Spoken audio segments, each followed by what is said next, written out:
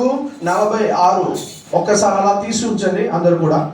47వ అధ్యాయము 46వ వచనం. ఇతడు 3 గంటలప్పుడు యేసు ఏలీ ఏలీ లమ్మా శబక్తా అని బిగ్గరగా కేక వేసెను. ఆ మాటకు నా దేవా నన్నెందుకు చేయి విడనాడితివని అర్థము.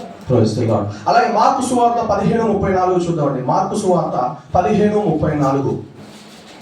మార్కు సువార్త 15:34. లామా సబాక్తా అని బిగ్గరగా కేక వేసెను. ఆ మాటకు నా దేవా నన్ను ఎందుకు చేయి విడిచితివని అర్థము.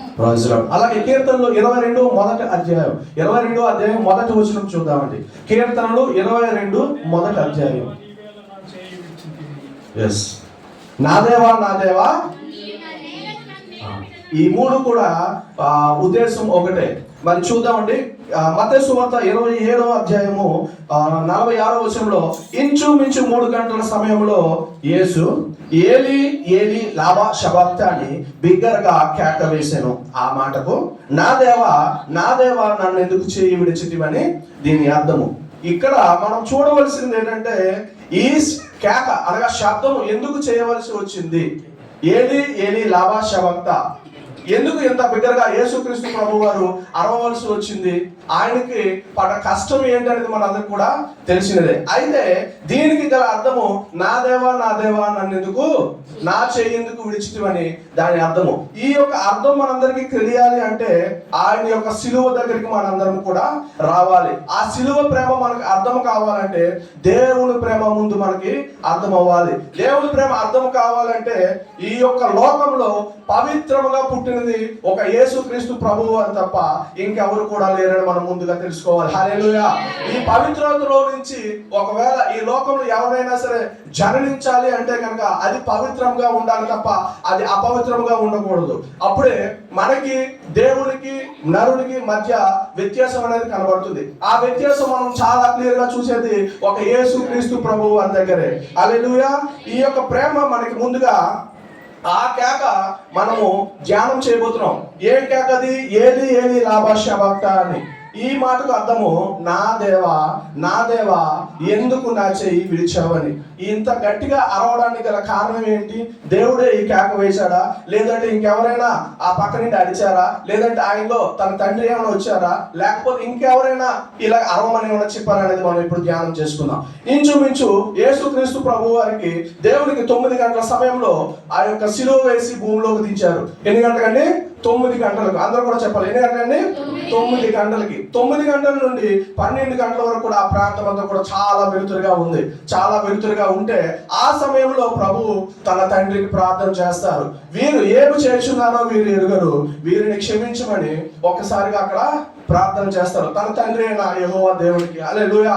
వీరు ఏం చేస్తున్నారో వీరు ఎరుగరని చెప్పి, అలాగే ఆ పక్కనున్న ఒక దొంగ కూడా నీవు కూడా నాతో పరదేశంలో ఉండు అని చెప్పి తన తల్లికి కూడా అమ్మ ఇదిగో నీ కుమారుడు అని చెప్పి ఆ యొక్క మాటలన్నీ చెప్పిన తర్వాత ఆ యొక్క సిలువ పైన యేసుక్రీస్తు ప్రభు వారు 9 గంటల నుంచి 12 గంటల వరకు కూడా ఆ సిలువలో ఉండి మరలా 3 గంటల వరకు కూడా ఆయన చనిపోయినట్టు చూస్తాం. ఆ చనిపోయిన వెంటనే ఆ దేశం అంతటా కూడా చీకటి అయిపోయింది. హల్లెలూయా. ఆ ప్రాంతం అంతా కూడా చెమ్మ చీకటిగా అయిపోయింది. అసలు చీకటి అవ్వడానికి గల కారణం ఏంటి? ఈ చీకటి దేనికి వచ్చింది అని మనం చూసినట్లయితే యేసుక్రీస్తు వారు మన పాపాలని తన తలపై ఎక్కించుకుని తాను మ్రాను మోసారు. యేసుక్రీస్తు ప్రభువారు నా పాపాల నిమిత్తము యేసుక్రీస్తు ప్రభువారు మన పాపాలన్నీ కూడా మోస్తూ ఆ యొక్క శిలువ పైన ఆ మ్రానుపై ఎక్కారు. తాను మానవులందరికీ కూడా ప్రతినిధిగా ఉండి శిలువలో చావడానికి కూడా ఇష్టపడ్డారు. హల్లెలూయా. ఏ పాపము చేయనటువంటి వ్యక్తి ఇలాగా పాపాలని మోస్తూ ఈ లోకానంతటిని సృష్టించిన దేవుడు, ఈ లోకాన్ని మాటతో సృష్టించిన దేవుడు ఇన్ని పాపాలు మోయటమా? నన్ను కూడా సృష్టించాడు, ఈ లోకంలో వెలుగుని కమ్మాడు, చీకటిగా అయినాడు, ఈ లోకంలో ప్రతిదాన్ని కూడా తన మాటతో చేశాడు అని చెప్పి సృష్టి మూగబోయి చీకటిగా మారింది. హల్లెలూయా. ఇంచుమించు అది 3 గంటల సమయంలో యేసుక్రీస్తు ప్రభువారు తల పోల్చిన సమయంలో ఆ యొక్క ఆ ప్రదేశం అంతా కూడా చీకటిగా మారిందంట. అలాగే ఈ సృష్టికర్త ప్రతి ఒక్కరిని కూడా సృష్టించిన దేవుడు కదా. ఇలాగే మనం ఇశ్రాయేలీయులు ఐగుప్తుల మీద ఉగ్రత వచ్చినప్పుడు కూడా ఈ యొక్క చీకటిని మనం చాలా విధాలుగా చూస్తుంటాం. ఈ ఉగ్రతకు చీకటికి గల కారణం, చీకటి రావడానికి గల ఉద్దేశం ఏంటంటే దేవుని యొక్క ఉగ్రత చాలా త్వరగా వస్తుందని మనం తెలుసుకోవాలి. హల్లెలూయా. ఈ లోకంలో మనం ఏది చేసినా చేయకపోయినా సరే దేవుని నమ్మి దేవుని దూషించకుండా మనం జీవిస్తే, యేసుక్రీస్తు ప్రభువు అనేది నమ్మిక ఉంచితే మనం ఎప్పుడు కూడా చీకటిలో ప్రవేశించేది అనేది లేదు.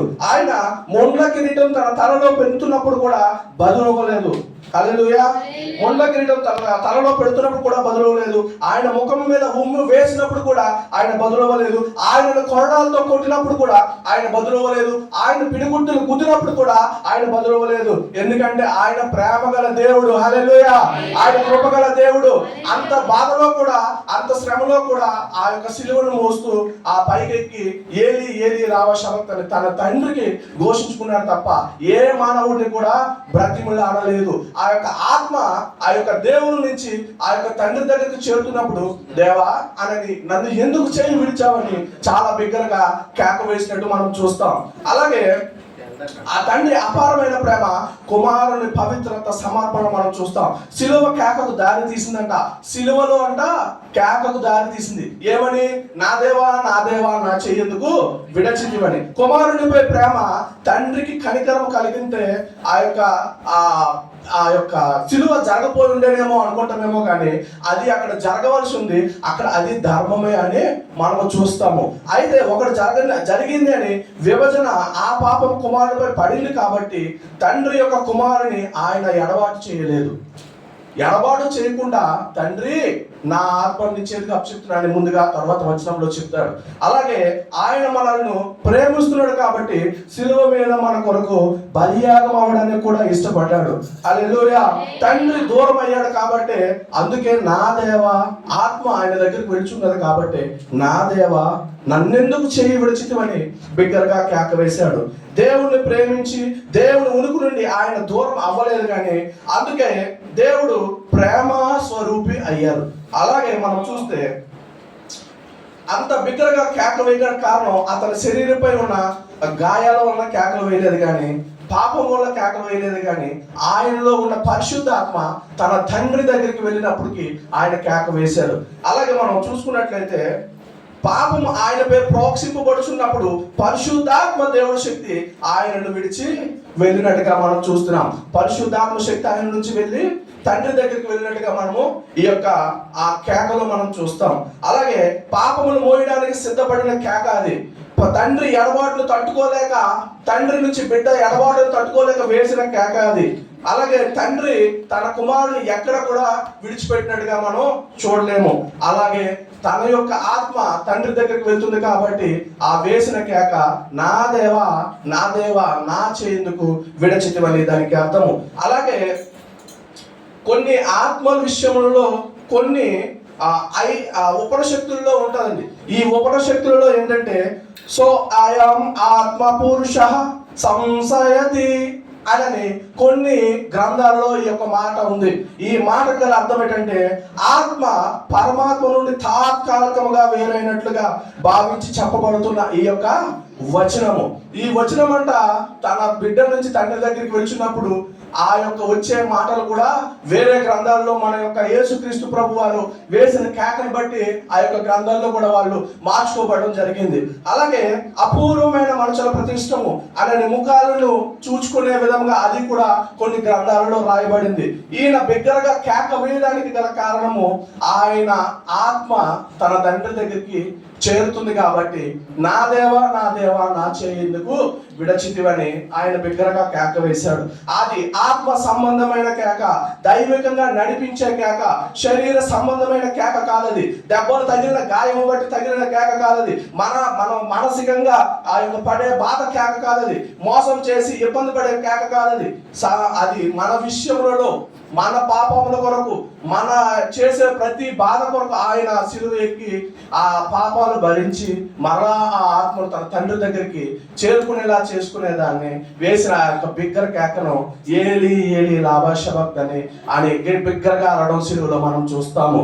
కొన్ని సందర్భాలలో ఈ యొక్క లోకంలో బ్రతికిన ప్రతి ఒక్కరు కూడా యేసుక్రీస్తు ప్రభు వారిని చాలా మంది దూషించే విధంగా ఉంటున్నారు ఈ రోజుల్లో. యేసుక్రీస్తు ప్రభు వారిని దూషించినట్లయితే కొంతమంది కొన్ని సందర్భాలలో డబ్బులు ఇచ్చుకునే రోజులు, లేదంటే కొంతమందికి మంచి లేదా ఇంకేదో గిఫ్ట్లు ఆఫర్ చేసే రోజులలో మనం ఉంటున్నాం. మనం చాలా విధాలలో చూస్తున్నాం. యేసుక్రీస్తు ప్రభు వారు ఈ లోకంలో ఉన్నంత వరకు కూడా ఎవరిని ఇబ్బంది పెట్టినట్టుగా మనము బైబిల్లో చరిత్రలో మనం చూడలేదు. హల్లెలూయా. ఈ లోకంలో ఉన్నంత వరకు కూడా ఎవరిని ఇబ్బంది పెట్టి లేదు అంటే ఇది మంచి ఇది చెడు అని చెప్పే రోజులే తప్ప యేసుక్రీస్తు ప్రభువారు ఎవరిని ఇబ్బంది పెట్టిన రోజులైతే కాదు. అయితే యేసుక్రీస్తు ప్రభువారు ఒక పుణ్య పురుషుడు అని మనం అందరికీ తెలుసు. ఇది కూడా కొన్ని గ్రంథాలలో రాయబడి ఉంది. ఆ గ్రంథాలలో పుణ్య పురుషుడు అంటే పాపము పరిహరించడం అంటే పాపం పరిహరించడానికి ఒక రక్తము కావాలి.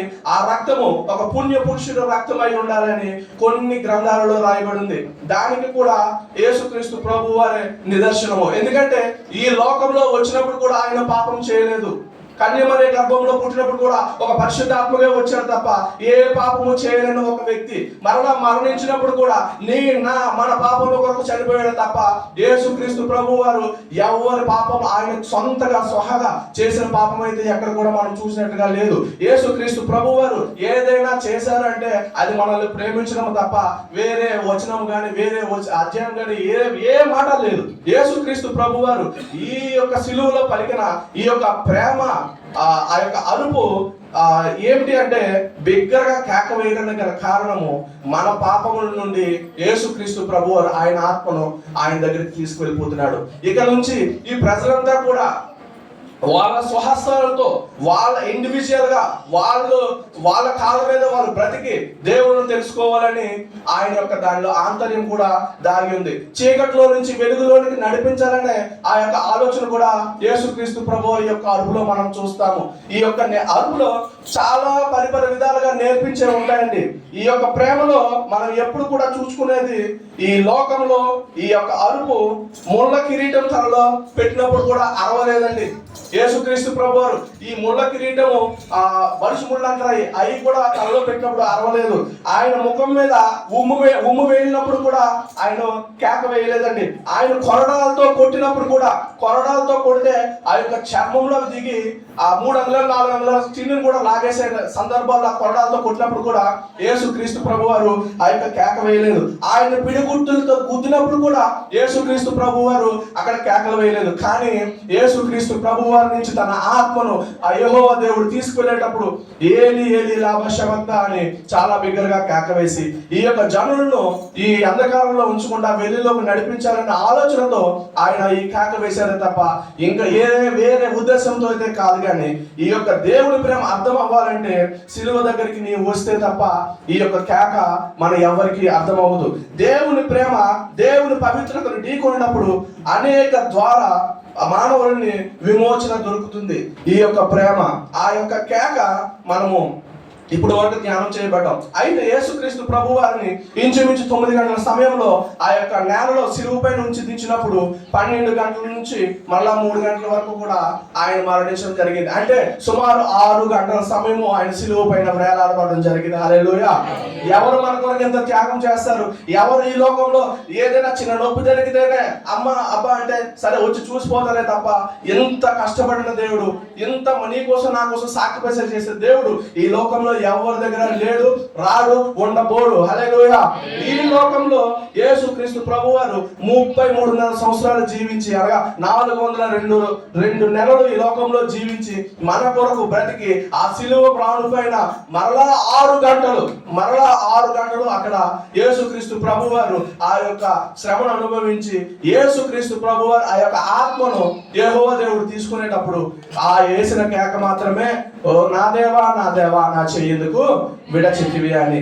అదే మన బైబిల్లో మత్తయి సువార్తలో 27:47-46 అదే ఉంటది. మార్కు 15:34, కీర్తన 22:1 కూడా అదే మాట మనం చాలా క్లియర్ గా చూడబడతాం. ఎందుకంటే ఏలి లాభ శవక్త అని ఆ యొక్క బిగ్గర కేక వేసి యేసుక్రీస్తు ప్రభువారు ఈ 4వ మాటగా మనం చూసుకుంటాం. కాబట్టి యేసుక్రీస్తు ప్రభువారు మన పాపాలన్నీ ఆయనపై వేసుకొని ఆ యొక్క మ్రానును మోసినట్టుగా మనం చూస్తాము. తాను మానవులకు ప్రతినిధిగా శిలువలో చనిపోవడానికి కూడా ఇష్టపడిన దేవుడు యేసుక్రీస్తు ప్రభువారు. ఏ పాపము చేయనటువంటి దేవుడే ఇలాగా ఉన్నాడు, ఆ శిలువలో వేలాడుతున్నాడని సృష్టి కూడా మోగబోయి చీకటి అయిపోయిందంట. హల్లెలూయా. అలాగే ఒక్కటి చూద్దామండి ఇంకొక సందర్భంలో, నిర్గమకాండం 10వ అధ్యాయం 21-22. నిర్గమకాండం. అందుకు యెహోవా మోషేతో, ఆకాశము వైపు నీ చెయ్యి చాపుము, ఐగుప్తు దేశము మీద చీకటి చేతికి తెలియనంత చిక్కని చీకటి కమ్మెను. మోషే ఆకాశము వైపు తన చెయ్యి ఎత్తినప్పుడు ఐగుప్తు దేశం అంతయు 3 దినములు గాఢాంధకారమాయెను. హల్లెలూయా. యేసుక్రీస్తు ప్రభువారు మోసేతో కూడా నీవు చేయెత్తి మోసే 3 దినాలు చిమ్మ చీకటిగా చేస్తానని కూడా చెప్తున్నాడు. హల్లెలూయా. బిగ్గరగా చెప్పకూడదండి. ఎవరి మాట వింటది ఈ లోకం అంతా కూడా సృష్టించిన సృష్టికర్త మాట మాత్రమే వింటది. హల్లెలూయా. కాబట్టి సృష్టి మోగబోయింది. ఆ సమయంలో యేసుక్రీస్తు ప్రభువారిని సిలువేసే సమయంలో సృష్టి మోగబోయింది అంటే చీకటి అయిపోయిందని దీనికి ఒక మనం తెలుసుకోవచ్చు. ఈ యొక్క మాట మనం ఎప్పుడు కూడా కొన్ని విధాలలో కొన్ని వింటాం. ఈ యొక్క మాట ఏ సందర్భంలోనైనా సరే మనం ఎక్కడైనా మనం మాట్లాడాలనుకుంటే చీకటి నుంచి వెలుగులోకి నడిపించే మాట, చీకటిలో నుంచి వెలుగులోకి నడిపించే ఆ యొక్క అరుపు అని కూడా మనం చెప్పుకోగలం. తండ్రి ఆ యొక్క కుమారుడి నుంచి ఆ ఆత్మను వేరుపరిచే సమయంలో వేసిన కేకే, నా దేవా నా దేవా నా చేయందుకు విడచితివి.